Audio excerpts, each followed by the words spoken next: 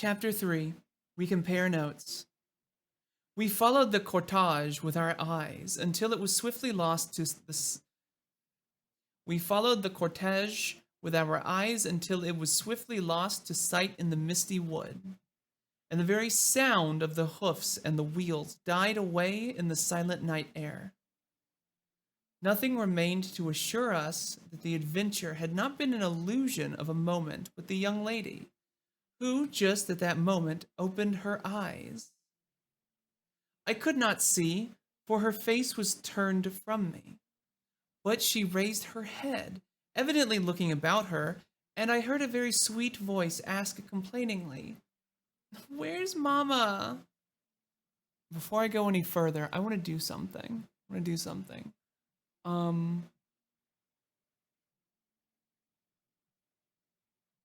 I think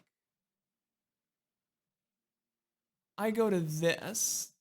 Yeah. So check this shit out. Hey, stop, buddy. All right. Rid of that.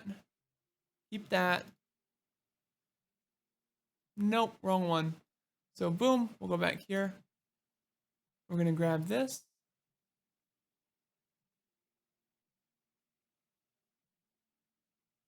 Hey buddy, I need you to stop. I need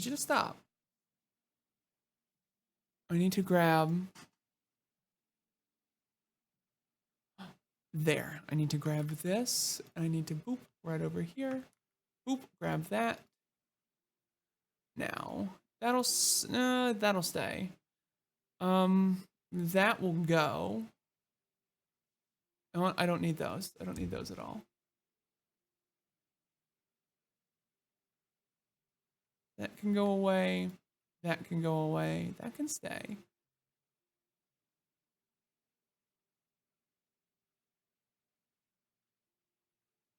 That can go away. So can that.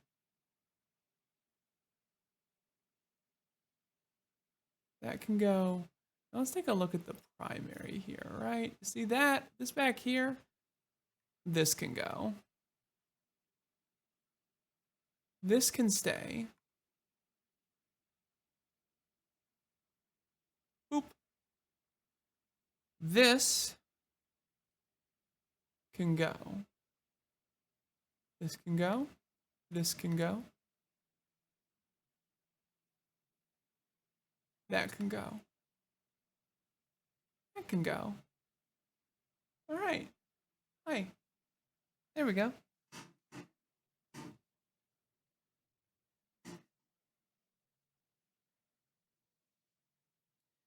Our good Madame Perrodon answered tenderly, and added some comfortable assurances. I then heard her ask, "Where am I? What is this place?" And after that she said, "I don't see the carriage. And Matska, where is she?" Madame answered all her questions, insofar as she understood them, and gradually the young lady remembered how the misadventure came about, and was glad to hear that no one in or in attendance on the carriage was hurt. And on learning that her mamma had left her there, till her return in about 3 months, she wept. I was going to add my consolations to those of Madame Perrodon when Mademoiselle de La Fontaine placed her hand upon my arm, saying, "Do not approach. One at a time is as much as she can at present converse with. A very little excitement would possibly overpower her now.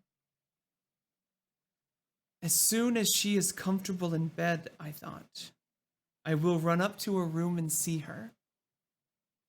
My father, in the meantime, had sent a servant on horseback for the physician, who lived about 2 leagues away, and a bedroom was being prepared for the young lady's reception.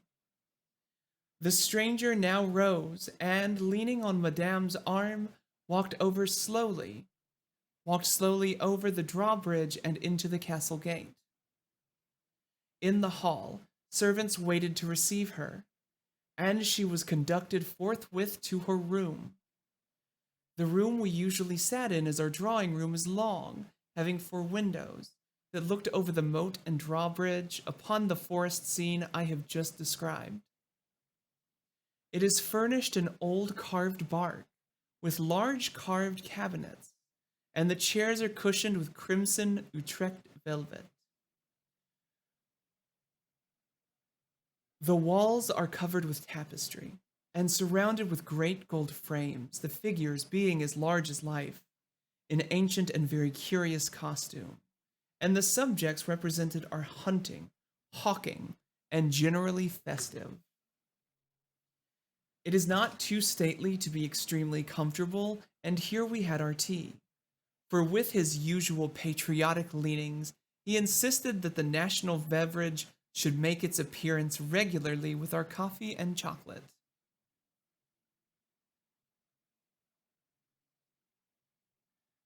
We sat here this night, and with candles lighted, were talking over the adventure of the evening.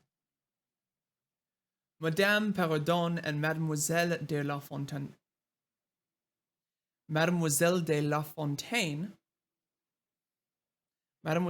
Fontaine were both of our party.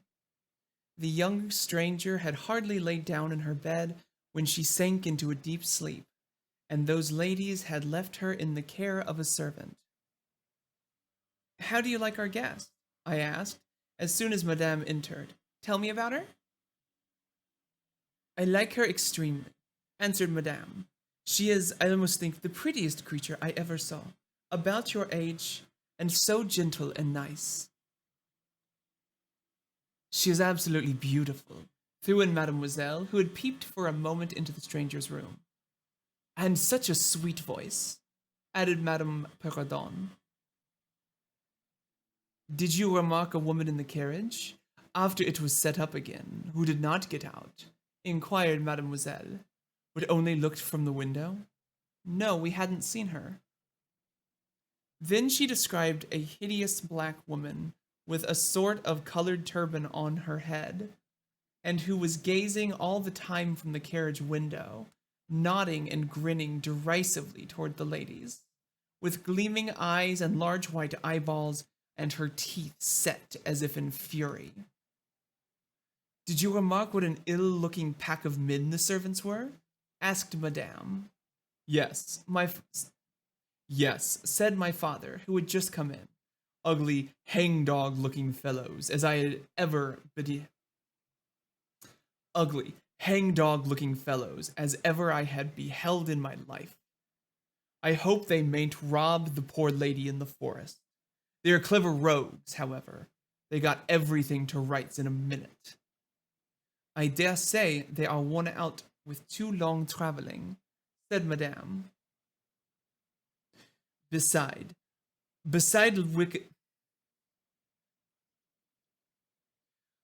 looking wicked, their faces were so strangely lean and dark and sullen. I am very curious, I own, but I dare say the young lady will tell you all about it tomorrow, if she is sufficiently recovered.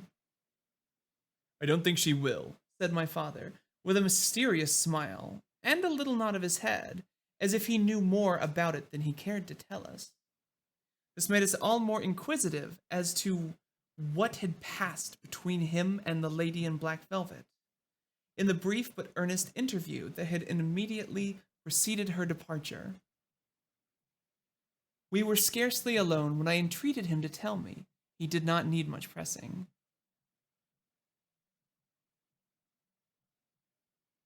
There is no particular reason why I should not tell you. She expressed a reluctance to trouble us with the care of her daughter, saying she was in delicate health and nervous, but not subject to any kind of seizure. She volunteered that, nor to any illusion, being in fact perfectly sane. How very odd to say all that, I interpolated. It was so unnecessary. At all events, it was said, he laughed. And as you wish to know all that passed, which was indeed very little, I tell you. She then said, I am making a long journey of vital importance. She emphasized the word rapid and secret. I shall return for my child in 3 months. In the meantime, she will be silent as to who we are, whence we came, and whither we are traveling. That is all she said. She spoke very pure French.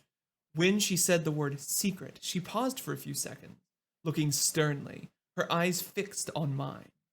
I fancy she made a great point of that. You saw how quickly she was gone.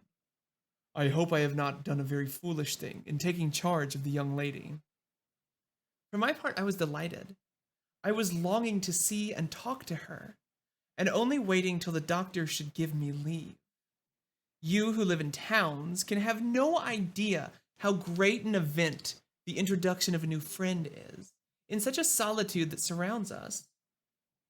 The doctor did not arrive till nearly 1 o'clock, but I could no more have gone to my bed and slept than I could have overtaken on foot the carriage in which the princess in black velvet had driven away. When the physician came down to the drawing room, it was to report very favorably upon his patient. She was now sitting up, her pulse quite regular, apparently apparently perfectly well. She had sustained no injury, and the little shock to her nerves had passed away quite harmlessly. There could be no harm certainly in my seeing her, if we both wished it, and with this permission I sent forthwith to know whether she would allow me to visit her for a few minutes in her room. The servant returned immediately to say that she desired nothing more. You may be sure I was not long in availing myself of this permission. Our visitor lay in one of the most handsomest rooms in the Schloss. It was perhaps a little stately. There was a somber piece of tapestry opposite the foot of the bed, representing Cleopatra with the asps to her bosom, and other solemn classic scenes were displayed a little faded upon the other walls. But there was gold carving and rich and varied color enough in the other decorations of the room to more than redeem the gloom of the old tapestry. There were candles at the bedside. She was sitting up, her slender, pretty figure enveloped in the soft silk dressing gown, embroidered with flowers, and lined with thick quilted silk, which her mother had thrown over her feet as she lay upon the ground.